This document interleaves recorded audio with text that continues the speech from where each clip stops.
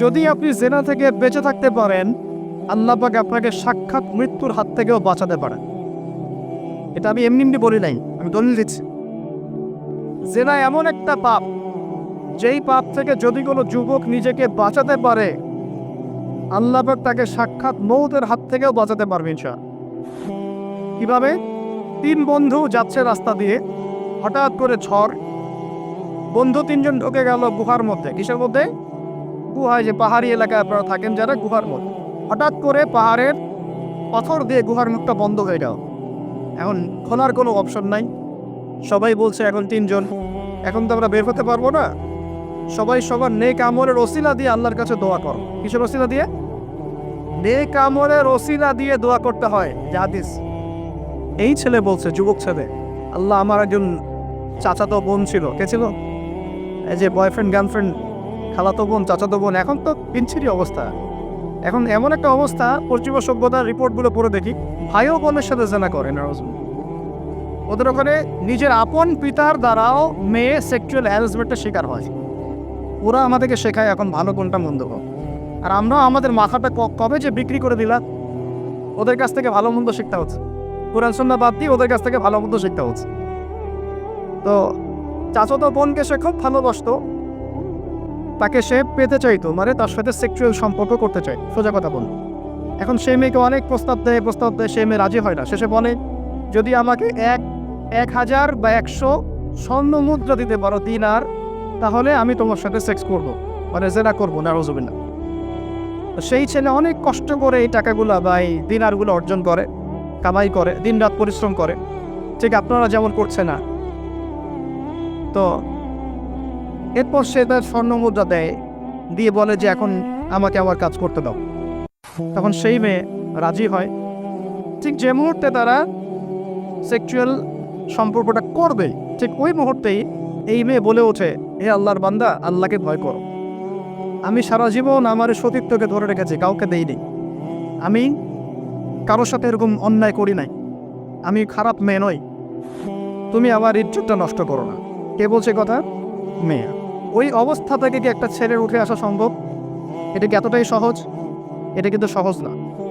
সত্যি কথা বলতে এই বিষয়টা কিন্তু এতটাও সহজ না। যারা অবিবাহিত তারা হয়তো বুঝতে পারবে না, বিবাহিতরা বুঝতে পারছে।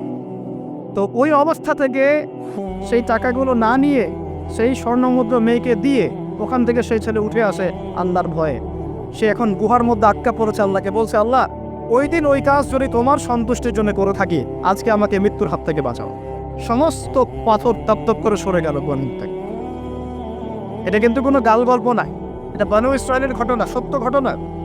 এই হাদিস থেকে আমি আপনাকে দলিল দিচ্ছি যে যদি জেনার মতো পাপ থেকে আমি সরে আসতে পারি, সাক্ষাৎ মৌত থেকে আল্লাহ বাঁচাতে পারে।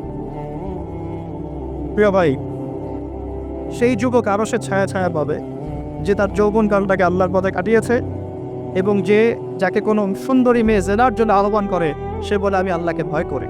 আমরা তওবা করি, আমরা কোনো প্রকার জেনার পাবে যাব না ইনশাআল্লাহ। যদি হারাম কোনো সম্পর্ক থেকে থাকে, আজকেই এই নাম্বার ডিলিট করে ফেলতে হবে। আল্লাহ পাক তৌফিক দান করুন। ডিলিট করার আগে আবার ফোন করে বলেন না যে আজকে থেকে আর কথা বলবো না, তাহলে এই কথা আর কোনোদিন শেষ হবে না।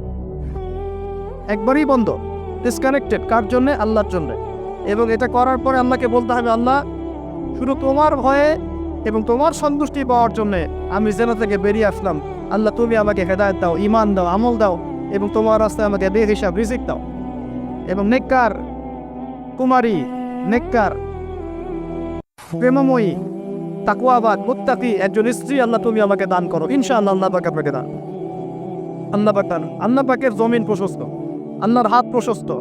আল্লাহর হাতকে সংকীর্ণ মনে করবেন না, আল্লাহর জমিনকে সংকীর্ণ মনে করবেন না। আল্লাহ পাক যাকে ইচ্ছা বেহিসাব রিজিক দিতে পারে ইনশাআল্লাহ। আল্লাহ পাক আমাদের সবাইকে বেহিসাব রিজিক দান করেন বলি আমিন। নবী সাল্লাল্লাহু আলাইহি ওয়াসাল্লাম বলেছেন, কিয়ামতের মাঠে আল্লাহ পাক 7 শ্রেণীর মানুষকে এই আরশের ছায়ায় ছায়া দেবেন। কত শ্রেণী? যুবক ভাইরা হাদিসটা খুব ভালো করে শোনেন, কারণ এখানে সবগুলো হওয়ার মতো সম্ভাবনা আপনার আছে। 7টা শ্রেণীর অন্তর্ভুক্ত হওয়ার সম্ভাবনাই যুবকদের আছে, সবার নাই। 1 নম্বর হচ্ছে ন্যায়পরায়ণ শাসক। সুযোগ আছে তো? শাসন ক্ষমতা খারাপ কিছু না, কিন্তু শাসন ক্ষমতা পেয়ে যদি মানুষ ন্যায় বিচার করে, ভালো। যদি জুলুম করে তাহলে আল্লাহর সামনে জবাবদিহি করতে হবে। That's all. 2 নম্বর, সেই ব্যক্তি যার অন্তর মসজিদের সাথে ঝুলন্ত থাকে। কার সাথে? মোবাইলের সাথে না। কার সাথে? এখন অন্তর কার সাথে ঝুলন্ত থাকে? মোবাইলের সাথে। মসজিদের সাথে অন্তর ঝুলন্ত মানে কি? এটা কি সত্যি সত্যি কলিজে ঝুলা আছে না রূপকথা? মানুষ তো রূপক অর্থ বুঝতে পারে না। মানে আপনি নামাজের জন্য, জামাতে নামাজ পড়ার জন্য উদ্গ্রীব হয়ে থাকেন, এটা হলো মসজিদের সাথে ঝুলন্ত হৃদয়। এরপর সেই ব্যক্তি, সেই যুবক যে তার যৌবনকালটা আল্লাহ পাকের ইবাদতে কাটিয়ে দিয়েছে। সুযোগ আছে না? আছে কি নাই? যুবকদের সুযোগ আছে কি নাই? 4 নাম্বার, সেই ব্যক্তি বা সেই 2 ব্যক্তি যারা একে অপরকে আল্লাহর জন্য মহব্বত করে। বয়ফ্রেন্ড গার্লফ্রেন্ড ট্রেডিশন বলা হচ্ছে না। বয়ফ্রেন্ড গার্লফ্রেন্ডের হারাম জেনার ভালোবাসা বলা হচ্ছে না। কি বলা হচ্ছে? দিনের জন্যে, আল্লাহর জন্যে দুজন পরস্পরকে ভালোবাসে, আল্লাহর জন্যেই বিচ্ছেদ ঘটে। 5 নাম্বার, সেই ব্যক্তি যাকে, যুবক ভাই শোনেন ভালো করে, সেই ব্যক্তি যাকে কোনো সুন্দরী নারী জেনার জন্য টাকে। সুন্দরী উচ্চ বংশের কোনো মেয়ে নিজেই জেনা করার জন্য ডাকে, কিন্তু যুবক বলে আমি আল্লাহকে ভয় করি, ইন্নী আখাফুল্লাহ, আমি আল্লাহকে ভয় করি। এরকম যুবক আছে এখনো বাকি সমাজে? এখন তো ইচ্ছা করেই মানুষ জেনা করে। এখন তো জেনা এত সহজ, মানুষ 1000, 1500, 2000 টাকা দিয়ে জেনা করতে পারে। এই সমাজে জেনা সহজ, বিয়ে হয়েছে কঠিন। আর কে? আর সেই ব্যক্তি যে এত গোপনে দান করে, যার বাহাত জানে না ডান হাত কি দান করেছে, যার বাহাত জানে না ডান হাত কি দান করেছে। আমাদের মতো নয় যে 10,000 টাকা দান করলে সবাইকে না জানানো পর্যন্ত ঘুম হচ্ছে না, এমন নয়। দান এমন গোপনে করে যে তার বাহাত জানে না ডান হাত কি দান করছে। আল্লাহ পাক আমাদের সবাইকে গোপনে দান করার তৌফিক দেন। এর মানে এই না যে প্রকাশ্যে দান করা যায় না, প্রকাশ্যেও দান করা যায়। অন্যকে উৎসাহিত করার জন্যে প্রকাশ্যেও দান করা যায়, কিন্তু গোপন দান আল্লাহর কাছে অনেক বেশি পছন্দের। আর 7 নম্বর, সেই ব্যক্তি যে নীরবে নিভৃতে গোপনে আল্লাহর কথা স্মরণ করে কাঁদে এবং তার চোখ দিয়ে অশ্রু প্রবাহিত হয়। এই 7 শ্রেণীর মানুষকে আল্লাহ পাক কিয়ামতের মাঠে আরশের ছায়া দিবে ইনশাআল্লাহ। আমরা কি পেতে চাই? আল্লাহ পাক এই আরশ সবার আগে সৃষ্টি করেছেন। তারপর কি সৃষ্টি করেছেন? কলম। কে? কলম সৃষ্টি করে আল্লাহ পাক বলেছেন উক্তুব, লিখো। কলম বলছে মায়দা একটু, আমি কি লিখবো? আল্লাহ বলছেন কিয়ামত পর্যন্ত যা হবে সব লিখো। লাউহে মাহফুজে কলম লেখা শুরু করেছে, কিয়ামত পর্যন্ত যা হবে সব লেখা হয়ে গেছে অলরেডি। অতএব রিজিক নিয়ে আপনার টেনশন করার কোনো দরকার নেই। যা লেখা হয়েছে পাবেন ইনশাআল্লাহ। যদি হালাল পথে চান হালাল পথে পাবেন, হারাম পথে চাইলে হারাম পথে পাবেন। আপনি যা তাকদিরে আছে এর বাইরে আপনি কিছু পাবেন যতই চেষ্টা করেন। আল্লাহ পাক আমাদের সবাইকে তাকদির নিয়ে সন্তুষ্ট থাকার তৌফিক দান।